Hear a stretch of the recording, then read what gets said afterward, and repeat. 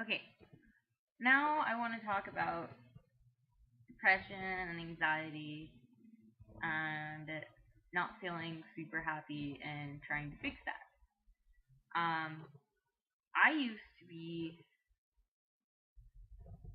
I don't really know if I want to say bipolar or depressed, but I know I did go through a rough patch in life and I still don't necessarily know how to cope with things 100%. I know how to move past them and accept them, but I've got to learn some coping mechanisms. Um, I still don't really understand the whole coping thing, but not repressing. It's weird. Um, but as far as feeling better, or I just put water on my couch. Hold on, I'm gonna go clean that. Okay, so I cleaned up the water on my couch and kind of on my foot. Um, but with coping with depression and anxiety, I know there are a lot of things in life that I think as much as depression and bipolar disorder is, but depression, anxiety, I think that's mainly stress and how we react to stressors and deal with them. Um, I know I went through a lot of stuff in life early on in life, and I was in a very very dark place for a while. Um, Seemed like nothing would go right, and it was because I was always dwelling on it. You can dwell on stuff and keep being sad because your train of thought will just follow and follow and follow and loop until you break the cycle. If you're just like depressed, depressed, depressed, depressed, and you're like, wait, no, I'm gonna be happy, and then you come off that track, you start a whole new track. Um, yeah, sometimes thoughts might bring you back to what was upsetting you, and then it'll try and start reeling again, and you'll think over and over of the different things that are upsetting you. Don't do that. Don't feed into it because thinking about it and dwelling on it is not going to solve it in any way. It's just going to make you feel bad. Yeah, cry if you have to. If you have to get something out, then don't hold it back. But if you're just thinking about it and you know that you could change the train of thought, change it when at all possible. Um, and even with anxiety, like I'm not so sure about like social anxiety where you go out and you don't want to be around too many people because it's actually a thing where you're just like, oh my gosh, there's so many people, oh my god, I'm freaking out. I mean, it might work with that, but I don't have experience with that, so I can't tell you per se. I know Kava helps a lot with that. Um, but with anxiety, just Kava does help, but definitely. But try not to think about the things that make you anxious. Try not to feed into it. If you start feeling anxious, then do something that makes you not feel anxious. Put some headphones in, start singing a song or something. Do something to free yourself. And as far, because I used to cut a lot. That's one of the things that I used to cope, as I thought I would self harm, and I hid it when at all possible from everybody. But now I've got a lot of scars, and a lot of people are like, "What's that from?" And I don't mind sharing my story because I know there are some people out there. Sometimes it's the people that you really don't expect. I was the girl that was. I keep saying way too much. I'm sorry. I was pretty smiley throughout my life, and there was a period where you're like, okay, she's probably going through some stuff because I was wearing a lot of dark clothes, a lot of dark makeup, always wearing long sleeves. But there was a time where I was just wearing a whole bunch of pink and a whole bunch of Hollister and PacSun, and I was still doing it. And I know a lot of girls that put on that got it all together, popular facade, and they were doing some of the stuff when I was doing some of the stuff.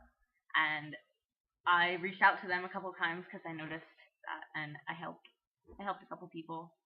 Um, you don't you don't have to do that. I did it for a really long time, and I hurt a lot of people. And it is an addiction, just like anything else, because it is a high. A lot of people don't understand that it is a high. Um,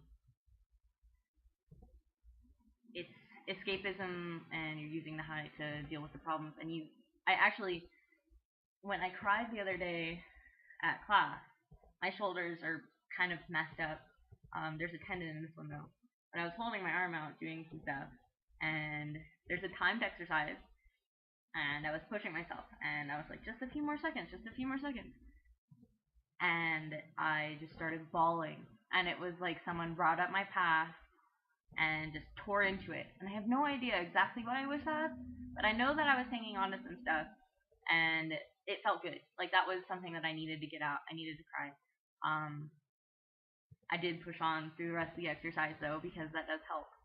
As a coping mechanism, because with the coping thing, the way that I started coping with stuff in the past recent years is I just move on. I accept it, and I, like, appreciate it for the fact that I'm stronger now, but I just go on, and apparently that's not that awesome, but I haven't found what actual coping is, because if you think about it too much, you're dwelling on it. But I feel like I have to think about it in order to cope with it, so I feel weird about that.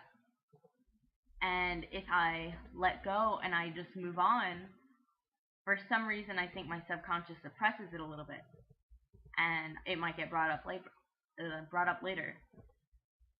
I don't like that, but when I figure out, just don't walk this way. When I figure out because writing and stuff, that might make you feel better momentarily, but it's still escapism.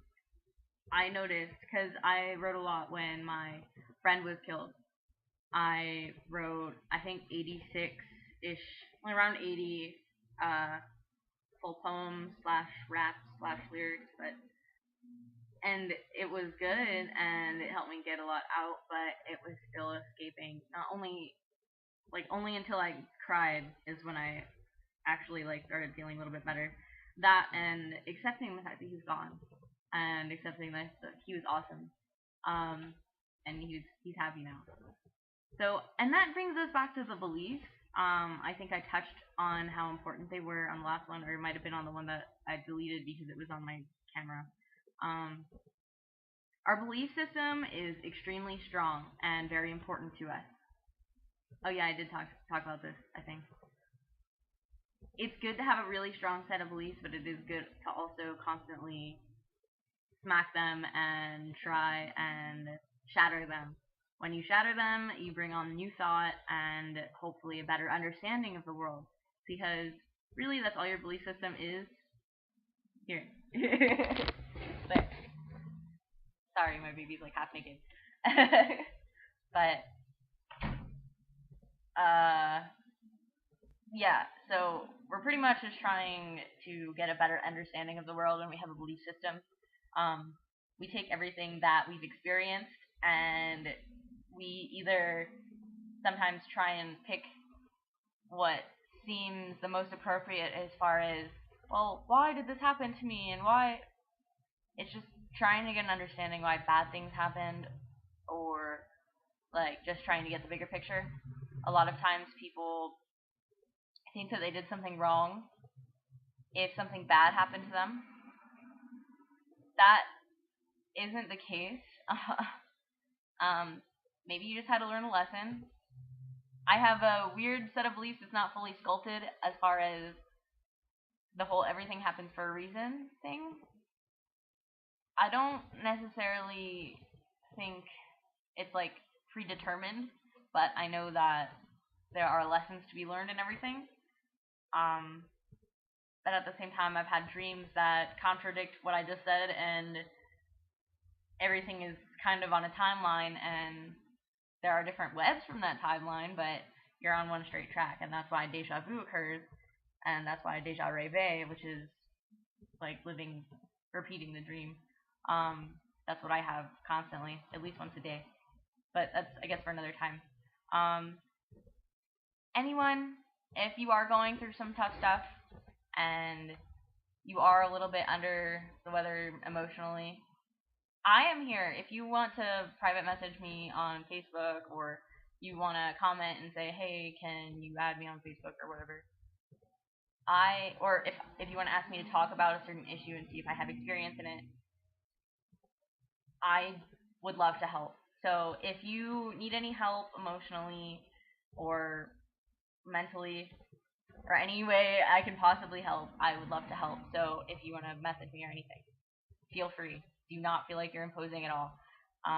My goal in life is to help people and make people happy. And if I can accomplish that and help you, then that would make me happy. So don't feel like you can't message me. You can. I am not going to judge you. Believe me, I just wrote a book with all of my dirty laundry, and I I have no place to judge anybody. Um, I just want to help people. So I guess I'm gonna stop rambling for this. It's been a pretty long video, but just don't forget that.